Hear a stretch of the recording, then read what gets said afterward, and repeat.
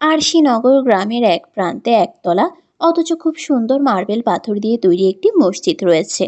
মধ্যরাতের এই সময়েও মসজিদ খোলা রয়েছে। কৃত্রিম আলো জ্বলছে মসজিদের সর্বত্র জুড়ে। ইমাম সাহেব এবং আরো কয়েকজন ইমানদার ব্যক্তিবর্গ সেখানে উপস্থিত রয়েছে। তবে এই মুহূর্তে সেখানে উপস্থিত রয়েছে আরো বেশ কয়েকজন মানুষ। তাদের মধ্যে কাজী সাহেব, ভিয়ান, সপ্তর্ষি, কায়ান, রুদ্র ও রাফসান উপস্থিত রয়েছে। কায়ান, রুদ্র ও রাফসানকে সন্ধ্যার সময় থেকে বিয়ের ব্যাপারে সবকিছু জানিয়ে রেখেছিল ভিয়ান। তারা এই সমস্ত কিছু আয়োজন করে দিয়েছে। রাত তখন প্রায় 3:30 বাজে। এই মুহূর্তে ভিয়ান ও সপ্তর্ষির বিয়ে পড়ানো হবে। ব্যাপারটা বেশ অন্যরকম হলেও এরকমটাই হচ্ছে তাদের ক্ষেত্রে। লাল বেনারসি সাজে সজ্জিত হয়েছে সপ্তর্ষি, সাথে শরীরে সামান্য কিছু স্বর্ণালঙ্কার জড়ানো। মুখে কোনো প্রসাধনী নেই, অথচ তাকে দেখতে মারাত্মক সুন্দরী ও স্নিগ্ধ লাগছে। ন্যাচারাল বিউটি যাকে বলে। এদিকে ভিয়ান কেবল সাদা রঙের পাঞ্জাবি ও পায়জামা পরিহিত অবস্থায় রয়েছে, সেই সাথে মাথায় একটা পাগড়ি পরনে, যার ফলে এই মুহূর্তে তাকে দেখতে বেশ স্নিগ্ধ ও সুন্দর লাগছে। বাকিরা সাক্ষী হিসেবে এখানে উপস্থিত রয়েছে। কাজী সাহেব কিছুক্ষণের মধ্যে ভিয়ান ও সপ্তর্ষির বিয়ে পড়াবেন। এই মুহূর্তে কাগজপত্র রেডি করছেন তিনি। ভিয়ান সপ্তর্ষির হাত ধরে একপাশে রয়েছে, কিন্তু সপ্তর্ষি এখনো ভীত সন্ত্রস্ত হয়ে রয়েছে। বাবা মা ও পরিবারের কাউকে না জানিয়ে এভাবে বিয়ে করাতে তার ভীষণ অস্বস্তি ও ভয় অনুভূত হচ্ছে। কিন্তু ভিয়ানের পাগলামির কাছে হার মানতে হয়েছে তাকে। কায়ান হাই তুলতে তুলতে ঘুম ঘুম কণ্ঠে বলল, রিয়ান, তুই তো দেখি আমার থেকেও ফার্স্ট।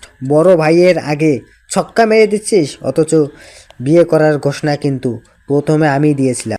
রাফসান ভিয়ানের উদ্দেশ্যে বলল, স্যার, আপনি এত তাড়াতাড়ি আর এইভাবে বিয়ে করবেন সেটার ধারণা করতে পারিনি আমি। আপনার বিয়ে নিয়ে কত শত প্ল্যান ছিল আমার। রুদ্র তাল মিলিয়ে বলল, আসলে দোস্ত, তুই হুটহাট করে এত রাত্রে কাউকে না জানিয়ে বিয়ে করে নিচ্ছিস, সেটা ভাবতেই পারছি না। তোর বিয়ে নিয়ে কত রকমের প্ল্যান করেছিলাম, তুই তো ভাবতেই পারছিস না।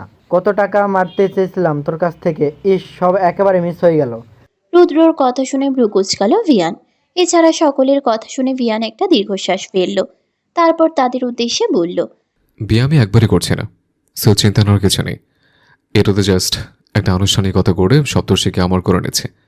এরপর বড় আয়োজন আর ধুমধাম করে বিয়ে করে সবার সামনে ওকে এমন ঘরে তুলব। তখন যত ইচ্ছে মজা করে নিস, যত শখ অপূর্ণ রয়েছে সব পূরণ করে নিস। কথাগুলো বলে সপ্তর্ষির দিকে ফিরে তাকালো ভিয়ান।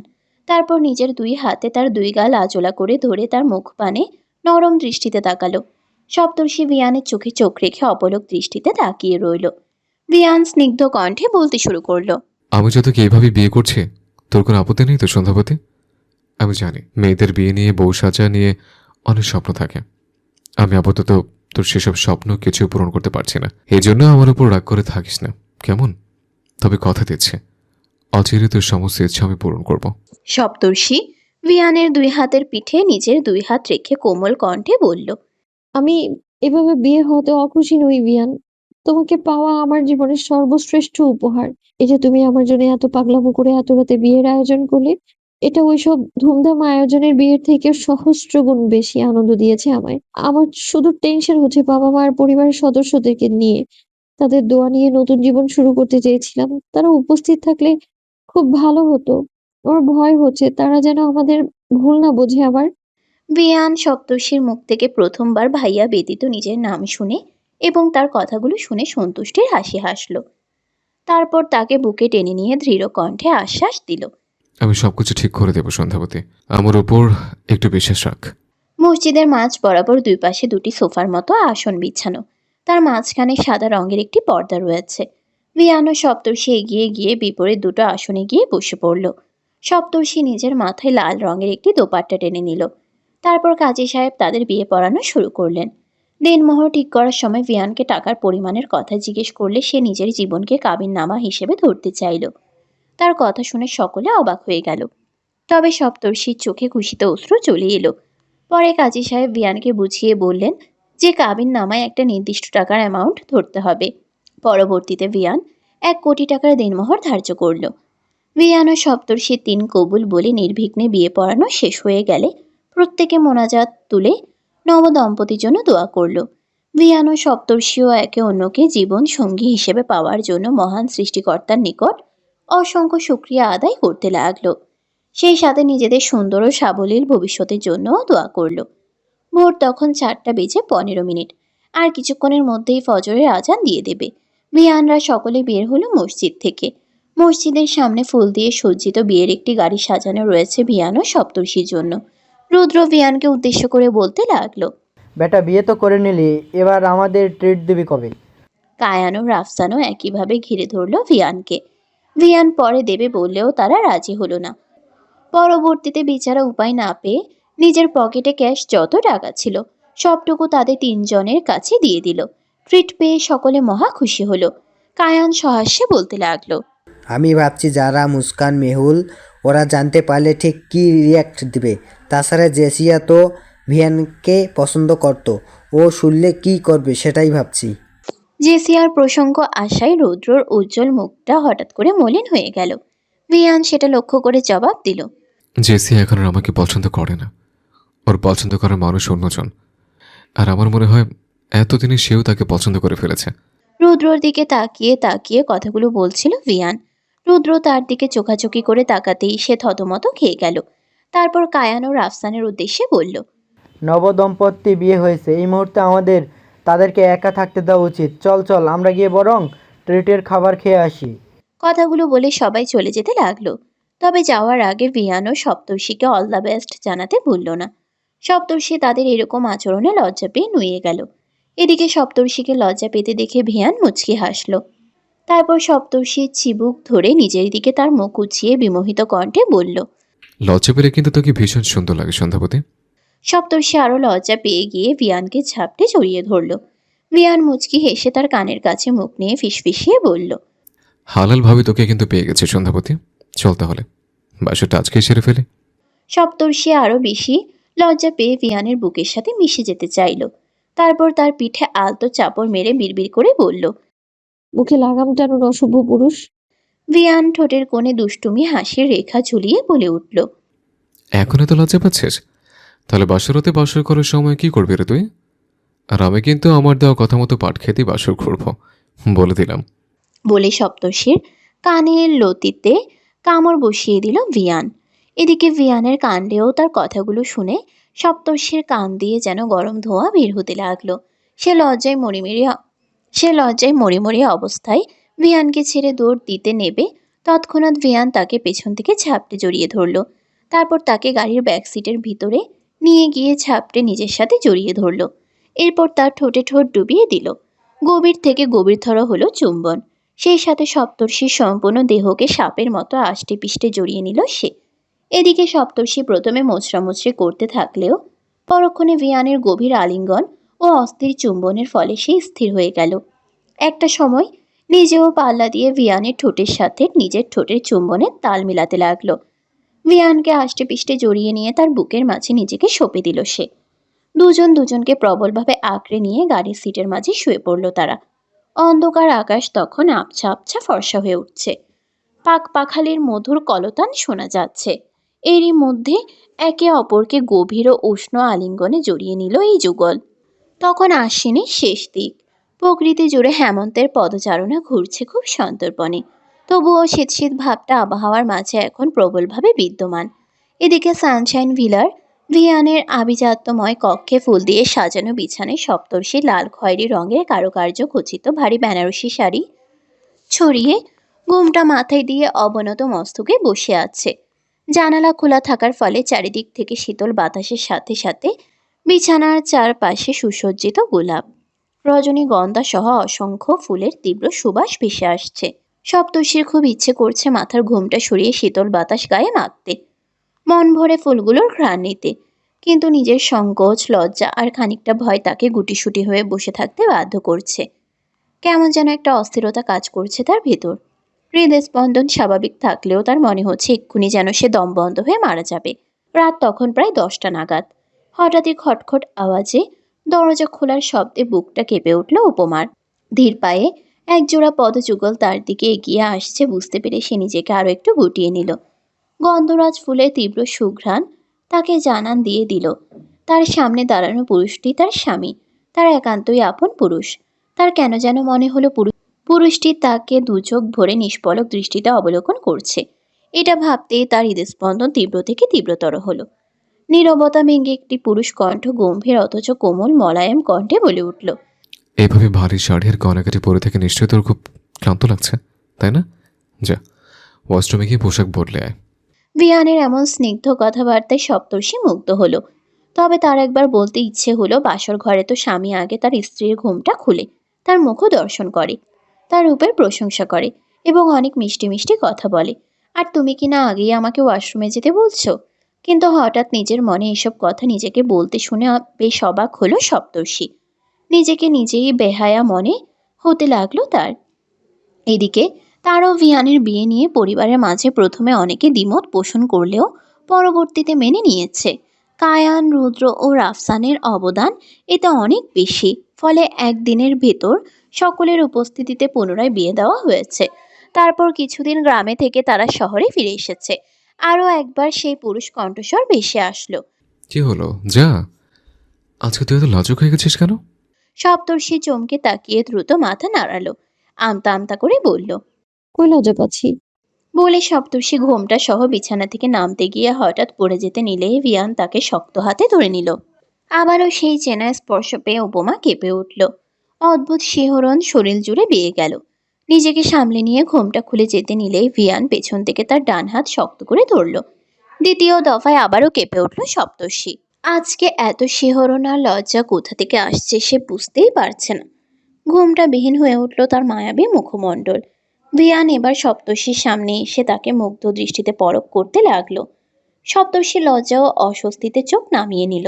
ভিয়ান সেভাবে এক দৃষ্টিতে তাকিয়ে মিহি গমগমে কণ্ঠে বলতে লাগলো, আমি তো ভুলেই গিয়েছিলাম যে বাসর রাতে স্বামীকে তার নববিবাহিত স্ত্রী ঘোমটা তুলে তার মিষ্টি চেহারা মন ভরে দেখতে হয়, তার রূপের প্রশংসা করতে হয়, উপহার দিতে হয়। আর আমি এখানে সেসব না করে তোকে ওয়াশরুমে যেতে বলেছিলাম। So sorry for that. তারপর কালো রঙের কারুকার্য খচিত শেরওয়ানির পকেট থেকে একটা ছোট্ট গিফট বক্স বের করলো ভিয়ান। সেটা সপ্তর্ষির সামনে তুলে ধরে খুলে ফেলল। তখনই সপ্তর্ষি দেখতে পেল খুবই সুন্দর আকর্ষণীয় সাদা চকচকে একটি আংটি সেখানটায় বিদ্যমান। সম্ভবত হীরের আংটি হবে সেটা। ভিয়ান সেটা সপ্তর্ষির হাতে পরিয়ে দিতে দিতে শীতল ও শান্ত কণ্ঠে বলল, আমার স্ত্রীকে আজ পৃথিবীর সব থেকে সুন্দর নারী বলে বোধ হচ্ছে আমার কাছে। অবশ্যই সে ভীষণ সুন্দরী এবং মায়াবিনী। আজ থেকে আমার তার হাসি, কান্না, সুখ দুঃখের সমান অংশীদার হলাম আমি। নিজের সমস্ত ভালোবাসার সুখ দিয়ে খুবই যত্নে রাখবো তাকে। দুঃখের একটা আঁচও লাগতে দেব না তার গায়ে। ভিয়ানের এমন কথাবার্তায় উপমা আবেগে আপ্লুত হয়ে উঠল। চোখ দুটো ছলছল করে উঠল। তারও ইচ্ছে হলো ভিয়ানকে কিছু কথা বলার, কিন্তু কথাগুলো গলায় আটকে গেল যেন। হঠাৎ করে সে প্রসারিত চোখে ভিয়ানের দিকে তাকালো। তাকে এতক্ষণে ভালো করে খেয়াল করলো সে। ফর্সা আর মায়াবী মুখটা তার কাছে আরো বেশি সুন্দর লাগছে আজকে। চোখ জোড়াতে ভয়ানক নেশা আর মুগ্ধতা বিরাজ করছে। সামনের ঘন কালো কিছু চুল কপালের মাঝখানে লেপ্টে রয়েছে। কালো রঙের শেরওয়ানির সাথে ফর্সা রংটা যেন একদম ফুটে রয়েছে। বিয়ের লাল খয়েরি রঙের শেরওয়ানি ছেড়ে লোকটা এই শেরওয়ানি পরেছে। বোঝাই যাচ্ছে কালো রং এবং এই রঙের পোশাকের প্রতি বেশ আসক্তি রয়েছে মানুষটার। ভিয়ানের খাড়া নাক, পাতলা হালকা খয়েরি রঙা মোলায়েম ঠোঁটজোড়া সবকিছুই আজকে ভীষণভাবে আকর্ষণ করছে সপ্তর্ষিকে। একটা অদ্ভুত ঘোরে চলে যাচ্ছে সে। এর আগেও ভিয়ানকে কত রকমভাবে ভালোবেসেছে সে, কিন্তু বিয়ের পর সে অনুভূতি আরো প্রখর হয়ে উঠেছে। কোথায় হারিয়ে গেলে সন্ধ্যাবতী? ভিয়ানের ডাকে ঘোর থেকে বেরিয়ে এলো সপ্তর্ষি। তারপর দুই হাতে ভিয়ানের ঘাড় জড়িয়ে ধরে তার চোখে চোখ রেখে মিষ্টি হেসে আওড়ালো, তোমার চোখের মাঝে হারিয়ে গিয়েছিলাম ভিয়ান ভাইয়া। আজ থেকে আমাকে আর ভাইয়া বলে ডাকবি না, মনে থাকবে? হুম, থাকবে। অবশেষে বহু আরাধনার পর তোকে আমি সম্পূর্ণ নিজের করে পেলাম। আর তোমাকেও কত শতবার মোনাজাতে চাওয়ার পর আমি নিজের করে পেলাম। তোর হাতে হাত রেখে আমি বৃদ্ধ হতে চাই। আমি চাই তুমি আমার জীবন পথের পাথেও আর অবলম্বন হও। শত ঝড় ঝাপটে এলেও একসাথে মোকাবেলা করব। সুখ, দুঃখ, হাসি, আনন্দ সবকিছু ভাগ করে নেব। হুম, অবশ্যই। বলে সপ্তর্ষি হাসল। খুবই প্রাণবন্ত, উচ্ছল আর মায়াবী সেই হাসি। ভিয়ান গভীরভাবে পর্যবেক্ষণ করলো সেই হাসি। তার মনে হলো এর চেয়ে সুন্দর আর মিষ্টি হাসি পৃথিবীতে আর একটাও নেই। ভিয়ান বলল, চল করিডোরে যাওয়া যাক। রুমের ভেতরে থাকতে থাকতে আমার কেমন যেন দম বন্ধ লাগছে। তুই চাইলে শাড়ি আর গয়নাকাটি বদলে নিতে পারিস। সপ্তর্ষি মাথা দুলিয়ে সম্মতি জানালো। ভিয়ান আলমারি থেকে একটা সুতির কালো শাড়ি, ব্লাউজ আর পেটিকোটের ব্যাগ বের করে সপ্তর্ষির হাতে দিল। তারপর বলল, যা, আজকের মতো শাড়ি পরে নে। এরপর থেকে তোর ইচ্ছে মতো শাড়ি পরে নিস। আলমারিতে সব ধরনের পোশাক রয়েছে। সপ্তর্ষি মাথা দুলিয়ে গয়নাগুলো ড্রেসিং টেবিলের সামনে খুলে রেখে ওয়াশরুমে চলে গেল। ভিয়ান অপেক্ষা করতে লাগলো। পাক্কা 20 মিনিট পর ওয়াশরুম থেকে একেবারে গোসল সেরে মাথায় তোয়ালে পেঁচিয়ে বেরিয়ে এলো সপ্তর্ষি। ভিয়ানের চোখ তার দিকে পড়তেই সে যেন বাকরুদ্ধ হয়ে গেল। কালো শাড়িতে আর ভেজা চুলে অত্যন্ত স্নিগ্ধ লাগছে সপ্তর্ষিকে। নেশা লাগানো ও মোহময় দৃষ্টিতে সে অবলোকন করতে লাগলো নিজের অর্ধাঙ্গিনীকে। কয়েক পলক সেভাবেই তাকিয়ে থেকে ভিয়ান হেসে বলল, আমি তোকে পোশাক বদলাতে বললাম আর তুই কিনা একেবারে গোসল সেরে বেরিয়ে এলে। কেউ ওই অবস্থায় তোকে দেখলে কি ভাববি বলতো? কি ভাববে? ভাববে যে রাত হতে না হতেই বাসর ঘরের কার্যকলাপ শেষ, অথচ আমি তখন কিছুই করিনি। ভিয়ানের এমন ঠোঁটকাটা কথাবার্তায় লজ্জায় মিয়ে গেল সপ্তর্ষি। গাল দুটো লজ্জার আভা ছড়িয়ে লাল হয়ে গেল। দ্রুত দৃষ্টি নিচে নামিয়ে নিল সে। তারপর নিচু স্বরে বলল, আসলে আজকে সারাদিন অনেক ধকলের মধ্যে দিয়ে কেটেছে তো আমার। তার উপর ভারী সাজসজ্জায় অনেক অস্বস্তি লাগছিল, তাই আর কি। সপ্তর্ষিকে কথার মাঝপথে আটকে দিয়ে ভিয়ান মৃদু হেসে বলল, আরে স্বাভাবিক থাক, এত আনুষ্ঠানিক হতে হবে না আমার সামনে। আমিও গোসল নিয়ে রুমে ঢুকছি। এমন দম বন্ধ করা পরিবেশ আর ভারী শেরওয়ানি পড়ে আমার অবস্থা কাহিল হয়ে গিয়েছিল। তাই রুমে ঢুকে প্রথমে তোমাকে ওয়াশরুমে গিয়ে পোশাক বদলে নিতে বলেছিলাম। প্রথমত ভিয়ানের মুখে তুমি ডাকটা শুনে সপ্তর্ষির মনে অদ্ভুত শিহরণ বয়ে গেল। দ্বিতীয়ত তার প্রতি বেশ রাগ হলো সপ্তর্ষির। নিজে শাওয়ার নিয়ে নিয়েছে, অথচ সে শাওয়ার নিয়েছে বলে কি লজ্জাটাই না দিল তাকে। ভিয়ান সপ্তর্ষিকে নিয়ে একটা কাউচে বসালো, নিজেও তার বিপরীত পাশে বসলো। টেবিলে রাখা খাবারগুলো খুলে সপ্তর্ষিকে খেতে ইশারা করলো। ভিয়ান সপ্তর্ষিকে নিয়ে একটা কাউচে বসালো, নিজেও তার বিপরীত পাশে বসলো। টেবিলে রাখা খাবারগুলো খুলে সপ্তর্ষিকে খেতে ইশারা করলো। সপ্তর্ষি কিছুটা তাড়াতাড়ি খেতে লাগলো, কারণ ভীষণ খিদে পেয়েছে তার। হঠাৎ ভিয়ান দু এক লোকমা সপ্তর্ষিকে খাইয়ে দিল। তারপর দুজন একসাথে মিলে বিয়ের প্রথম রাতের নফল নামাজ আদায় করে নিল। দোয়া করলো তাদের দাম্পত্য জীবন যেন সুখ, শান্তির আর ভালোবাসাময় হয়। দ্বিতীয় তলার বিশাল বড় করিডোরের রেলিং ঘেঁষে দাঁড়িয়ে আছে সপ্তর্ষি আর ভিয়ান। দুজনেই অনেকক্ষণ যাবৎ চুপচাপ দাঁড়িয়ে আছে। করিডোর জুড়ে অসংখ্য ফল ফুলের গাছ। তাদের মধ্যে কিছু দেশি ফুলের গন্ধ সপ্তর্ষির চেনা। তার মধ্যে কিছু দেশি ফুলের গন্ধ সপ্তর্ষির চেনা, কিন্তু বিদেশি ফুলগুলোর অনেকগুলোর গন্ধ শুকেও সে চিনতে পারছে না। নীলাভ কালো আকাশটা জুড়ে সহস্র নক্ষত্র মণ্ডলী ছড়িয়ে ছিটিয়ে রয়েছে। তাদের ঠিক মাঝখানে মধ্যমণি হয়ে নিজের আধিপত্য আর অহং প্রকাশ করছে শুভ্র রূপালী চাঁদ। তীব্র শীতল বাতাস দুজনের দেহে বইয়ে দিচ্ছে এক অন্যরকম শিহরণ। বাতাসে সপ্তর্ষির দীর্ঘ কালো চুল এলোমেলোভাবে উড়াউড়ি করছে। ভেজা চুলের ঝাপটা ভিয়ানের চোখে মুখে এসে পড়ছে, অথচ সপ্তর্ষি সেদিকে কোনো খেয়াল নেই। ভিয়ান সপ্তর্ষির চুলের মিষ্টি সুঘ্রাণ উপভোগ করছে নীরবে। ভিয়ানের চুলগুলো বাতাসে কপাল জুড়ে ছড়িয়ে ছিটিয়ে পড়ছে। সেগুলো উপেক্ষা করে সে প্রেয়সীর মুখের দিকে মুগ্ধ নয়নে তাকিয়ে রয়েছে। অতি সন্তর্পণে ভিয়ান উপমার পেছনে এসে দাঁড়ালো। তার খোলা চুল এবার আরো বেশি করে ভিয়ানের চোখে মুখে আছড়ে পড়ছে। ভিয়ান সেগুলোর মাথাল করা সুঘ্রাণ মন ভরে উপভোগ করছে। আলতো করে সে পেছন থেকে সপ্তর্ষির দুই হাত নিজের দু হাত দিয়ে শক্ত করে ধরল। তারপরে আলতোভাবে সপ্তর্ষির কোমর জড়িয়ে ধরে শাড়ির নিচে দিয়ে তার তলপেট স্পর্শ করে রইল। সপ্তর্ষির কাঁধে তার থুতনি ঠেকালো। ভিয়ানের খোঁচা খোঁচা চাপ দাড়ির স্পর্শ সপ্তর্ষির কাঁধে ও গলায় শিরশিরে অনুভূতি সৃষ্টি করল। ভিয়ানের মৃদু অথচ গভীর স্পর্শে কেঁপে উঠল সপ্তর্ষি। শিহরণ বয়ে গেল তার শরীরের প্রতিটি রন্ধ্রে রন্ধ্রে। হৃদস্পন্দন তীব্র থেকে তীব্রতর হচ্ছে, যেন বুক চিরে এক্ষুনি সেটা বেরিয়ে আসবে। নিঃশ্বাস ঘন হয়ে আসছে, শ্বাস আটকে আটকে আসছে। ঠোঁট জোড়া আর পুরো শরীর থেকে থেকে মৃদু কম্পনে কেঁপে উঠছে। তবুও সে কিছু বলল না। কিছু বলার মতো শক্তি যেন সে হারিয়ে ফেলেছে। ভিয়ান সপ্তর্ষির ঠোঁটে নিজের ঠোঁট ডুবিয়ে দিল। ধীরে ধীরে তাকে জড়িয়ে ধরে তার সর্বাঙ্গে চুমু খেতে লাগলো সে। সপ্তর্ষি প্রথমে লজ্জায় ও অস্বস্তিতে মিয়ে যেতে থাকলেও পরবর্তীতে ধীরে ধীরে সেও ভিয়ানের সাথে তাল মেলাতে লাগলো। ভিয়ান তাকে সেভাবেই আদর করতে করতে নিজের কোলে তুলে নিল। তারপর রুমে গিয়ে তাকে বিছানায় শুয়ে দিল। পরনের পোশাক খুলে ফেলে সপ্তর্ষির পোশাক ধীরে ধীরে আলগা করতে লাগলো সে। একটা সময় সপ্তর্ষির দেহের মাঝে পুরোপুরি ডুবে গেল ভিয়ান। অন্ধকার রাত্রি গাঢ় থেকে গাঢ়তর হয়। শুভ্র চাঁদ কালো মেঘের আড়ালে মুখ লুকায়। শীতল বাতাস তীব্র থেকে তীব্রতর হয়। কিন্তু দুজন নর নারীর পবিত্র প্রণয়ের সাক্ষী হয়ে থাকে তারা প্রত্যেকে। সকালে ঘুম থেকে উঠে নিজেকে ভিয়ানের প্রশস্ত ও উন্মুক্ত বুকে আবিষ্কার করল সপ্তর্ষি। ভিয়ান দু হাতে তাকে শক্ত করে জড়িয়ে ধরে রেখেছে। সপ্তর্ষি আরো অবাক হয়ে দেখল যে সে নিজেও ভিয়ানকে ঝাপটে জড়িয়ে ধরে রেখেছে। দৃশ্যটা দেখেই মুচকি হাসল সে। হঠাৎ ভিয়ানের মুখে নিজের চোখ পড়তেই থমকে গেল সপ্তর্ষি। গভীর দৃষ্টিতে পরখ করতে লাগলো নিজের স্বামীকে। ঘুমন্ত চেহারায় কি নিষ্পাপার মায়াবী না লাগছে তাকে দেখতে। চুলগুলো এলোমেলো হয়ে কপালের কাছে ছড়িয়ে ছিটিয়ে রয়েছে। ফর্সা গায়ের রংটা যেন কি অদ্ভুত অহংকারের সাথে নিজের গৌরব ঘোষণা করছে। মানুষটাকে সে যত দেখে ততই আগের থেকে বেশি প্রেমময় হয়ে ওঠে তার চোখে। ভিয়ানের ঘন নিঃশ্বাস সপ্তর্ষির বুকের হৃদস্পন্দন থামিয়ে দেওয়ার জোগাড় করছে যেন। নিজের অর্ধাঙ্গকে মুগ্ধ নয়নে অপলক চেয়ে দেখতে দেখতে হঠাৎ করেই নিজের অবস্থান বুঝতে পেরে লজ্জায় কুঁকড়ে গেল সপ্তর্ষি।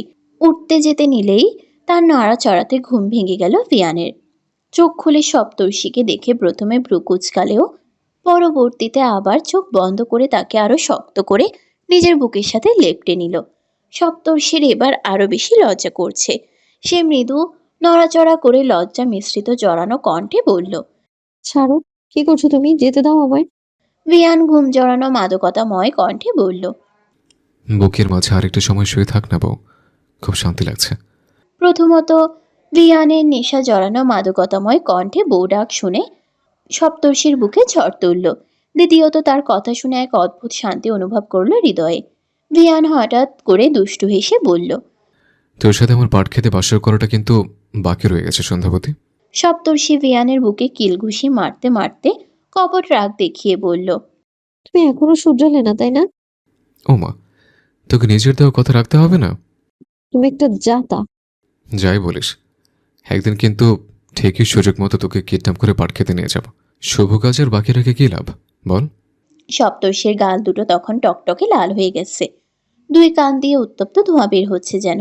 সে নিজেকে ভিয়ানের কাছ থেকে ছাড়িয়ে নিয়ে যখনই উঠতে নেবে ঠিক তখনই হঠাৎ করে দরজায় কারো কড়া নাড়ার শব্দ ভেসে এলো। মেহুল বেশ জোরে চেঁচিয়ে বলল, ভাইয়া, ভাবি, এখনো ঘুম ভাঙেনি তোমাদের? বেলা 9টা বাজে। নিচে সবাই তোমাদের জন্য অপেক্ষা করছে, তাড়াতাড়ি ওঠো। 9টা বেজে গেছে শুনে সপ্তর্ষি বেশ চমকে গেল। তাড়াতাড়ি নিজেকে ভিয়ানের কাছ থেকে ছাড়িয়ে নিয়ে উঠে দাঁড়ালো। সপ্তর্ষির এভাবে দ্রুত চলে যাওয়ায় ঘুম পুরোপুরি ভেঙে গেল ভিয়ানের। সে এতক্ষণে ঘুমের ঘোরে সবকিছু বললেও এখন পুরোপুরি সজ্ঞানে আছে। প্রথমে কিছুটা ভড়কে গেলেও পরক্ষণেই মেহুলের চেঁচামেচির দরুন সবটা বুঝতে পারল সে। সপ্তর্ষিকে আরো অনেকগুলো চুমু খেয়ে আসছি বলল মেহুলের উদ্দেশ্যে। তারপর সপ্তর্ষিকে রেডি হতে বলে নিজেও ওয়াশরুমে চলে গেল দ্রুত। সদ্য বিয়ের পরে আরশিনগর গ্রামে বেড়াতে এসেছে ভিয়ান, সপ্তর্ষি এবং তাদের পুরো পরিবার। সৈয়দ ম্যানশন জুড়ে আনন্দের আমেজ বয়ে যাচ্ছে। কালো পায়জামা পাঞ্জাবি এবং কালো বোরকা হিজাবে আবৃত দুই নরনারী যুগল ধানক্ষেতের সরু আল দিয়ে হেঁটে যাচ্ছে। সকালের মিষ্টি রোদ এবং সেই সাথে হালকা বাতাস ছুঁয়ে যাচ্ছে তাদেরকে। আশপাশ জনশূন্য বললেই চলে। থেকে থেকে দু একজন মানুষ হঠাৎ করে তাদের পর্যবেক্ষণ করে আবার মনোযোগ সরিয়ে নিচ্ছে। দুজনেরই মুখ কালো আবরণে আবৃত। পুরুষটির মুখ কালো রুমাল দিয়ে পেঁচানো এবং নারীটির মুখ কালো ন্যাকাব দ্বারা আবৃত। এরা দুজন আর কেউ নয়, ভিয়ান ও সপ্তর্ষি। এভাবে আসা কি ঠিক হলো সন্ধ্যাবতী? পথে ঘাটে কেউ যদি আমাদের চিনে ফেলে তাহলে কি হবে ভাবতে পারছিস? সপ্তর্ষি দায়সারা ভাব নিয়ে বলল। দেখলে দেখবে, চিনলে চিনবে, তাতে আমাদের কি? ভিয়ান কপালে হাত দিয়ে দাঁড়িয়ে বলল, এই মেয়েকে কি করে বোঝাবে? এভাবে পথ চালাটা তাদের জন্য শোভা পায় না। ভিয়ানকে দাঁড়াতে দেখে সপ্তর্ষিও দাঁড়িয়ে পড়ল। এভাবে দাঁড়িয়ে পড়ে যে। ভিয়ান একটা দীর্ঘশ্বাস ফেলে বলল, না, তোকে বোঝানো আমার সাধ্য নেই। আরে, এত চিন্তা কেন করছো? ড্রাইভারকে তো আমরা বলেই রেখেছি যে মাঝ রাস্তায় তাকে থামিয়ে আমাদের এভাবে বের হওয়ার কথা কেউ যেন কাউকে যেন না বলে। সে তো আর তোমার নির্দেশ অমান্য করবে না। বিষয়টা আদেশ অমান্য করার নয়। আমি আসলে এইভাবে কখনো বের হইনি। কেউ দেখে ফেললে কেমন অবস্থায় পড়বো বুঝতে পারছি না। সপ্তর্ষি গাল ফুলিয়ে বলল, সে তো আমিও কখনো এভাবে বের হইনি।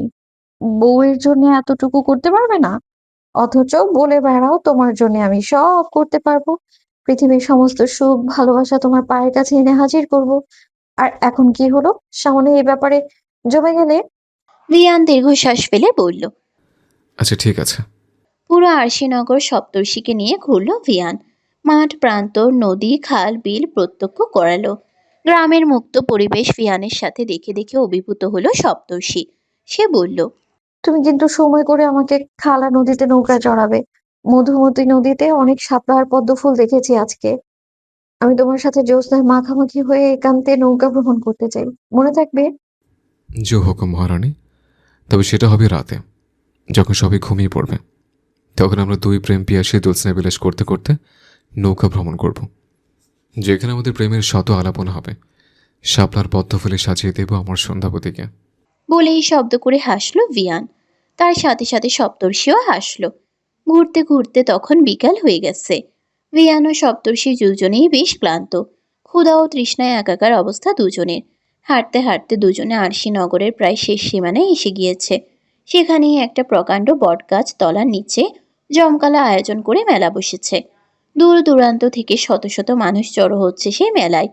কোলাহল, আনন্দ, উল্লাস এবং বিবিধ আওয়াজে জমে উঠেছে মেলা। হঠাৎই ক্লান্ত সপ্তর্ষি উৎফুল্ল হয়ে বলল। চলো না মেলায় যাই। সপ্তর্ষির মিষ্টি কণ্ঠে এই অনুরোধ যেন সুধার মতো লাগলো ভিয়ানের কাছে। এই অনুরোধ উপেক্ষা করা তার পক্ষে সম্ভব নয়। সপ্তর্ষির হাত শক্ত করে ধরে নিজের সাথে জড়িয়ে নিয়ে মেলায় প্রবেশ করলো ভিয়ান। শত শত মানুষের কাছ থেকে সপ্তর্ষিকে একদম নিজের শরীরের সাথে মিশিয়ে নিয়ে আগলে নিল সে, যেন কারোর স্পর্শ তার গায়ে না লাগে। তারপরে একটা চুড়ির দোকানের সামনে নিয়ে গেল সপ্তর্ষিকে। হরেক রকমের রং বেরঙের রেশমি কাচের চুড়ি।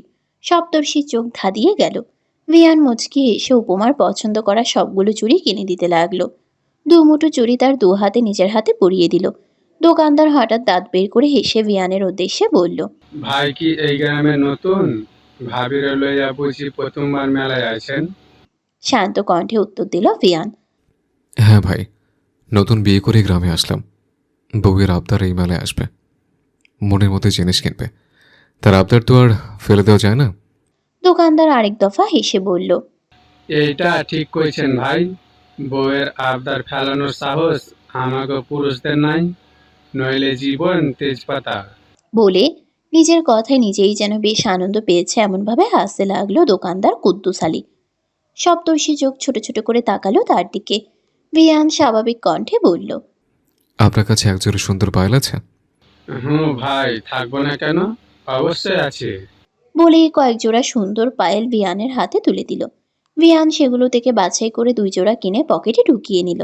তারপর দাম পরিশোধ করে সপ্তর্ষিকে নিয়ে মেলা থেকে বেরিয়ে পড়ল। মেলা থেকে কিছুটা দূরে আসতেই সপ্তর্ষির মুখ কালো করে বলল, এখনই নিয়ে আসলে কেন? কিছুই তো করলাম না মেলায়। নাগরদোলায় চড়া, কত কিছু কিনে খাওয়া, এগুলো তো কিছুই হলো না। ভিয়ান সপ্তর্ষির গাল ধরে স্নিগ্ধ স্বরে বলল, মেলার পরিবেশ ভালো নয়, তাই তোকে নিয়ে আসলাম। তবে কথা দিচ্ছি, এরপর তোর জন্য আমি নিজে বাড়ির সামনে মেলার আয়োজন করব, যেখানে তুই বিনা বাধায় কোনো রকম অস্বস্তি ছাড়া নিজের পছন্দের মতো সবকিছু করতে পারবি। সপ্তর্ষি হেসে ফেলল। এরপরে ভিয়ান এক হাঁটু ভেঙে তার সামনে বসল। সপ্তর্ষির ডান পা তার উরুর উপর তুলে একটা পায়েল তার পায়ে পরিয়ে দিল। তারপর বাম পা তুলে সেটাতেও বাকি পায়েলটা পরিয়ে দিল। সপ্তর্ষি মুগ্ধ দৃষ্টিতে নিজের স্বামীকে পর্যবেক্ষণ করতে লাগলো। ভিয়ান সপ্তর্ষির বাম পায়ে হালকা করে চুমু খেল। তাতে কেঁপে উঠল সপ্তর্ষি। চোখ বন্ধ করে অনুভব করল সে পৃথিবীর শ্রেষ্ঠ সুখী নারীদের মধ্যে একজন। হেমন্তের পরন্ত এক সোনালি বিকেল। শেষ বিকেলের মিষ্টি সোনালি রোদ্দুর আছড়ে পড়ছে প্রকৃতি জুড়ে। প্রকাণ্ড আর আভিজাত্যপূর্ণ সৈয়দ ম্যানশনটা যেন রোদ্দুরের ছোঁয়ায় সগর্বে দাঁড়িয়ে রয়েছে। হালকা রৌদ্রের সাথে সাথে ঝিরিঝিরি শীতল বাতাস। বাড়ির ছাদে আজ যেন পূর্ণিমার হাট বসেছে। বাড়ির ছেলে এবং নাতিপুতিরা সকলে মিলে ঘুড়ি উড়াচ্ছে। এটাই যেন ঘুড়ি উড়ানোর উপযুক্ত সময়। অবশ্যই শরতের শুরু থেকেই সকাল দুপুরে মহা উল্লাসে উৎসবের মতো করে ঘুড়ি উড়ানো হয়। কায়ান, রাফসান, রৌদ্ররা ঘুড়ি উড়াচ্ছে, আর যারা জেসিকা, মেহুল, মুস্কানরা একপাশে উৎসাহ নিয়ে সবকিছু দেখছে। ছাদের ঠিক মাঝ বরাবর বাড়ির বয়স্ক মহিলারা আচার শুকাতে দিয়েছে। কেউ বা কাঁথা সেলাই করছে এবং আর চোখে তাকিয়ে মুচকি মুচকি হেসে ছেলে মেয়েদের আনন্দ উপভোগ করছে। কিরে বাবা, তুই এখানে? মেহেজাবিন মাহার কথায় পেছন ফিরে তাকালো সপ্তর্ষি, সাথে বাকিরাও তাকালো। ভিয়ান মাথা চুলকে বলল, হ্যাঁ আম্মু,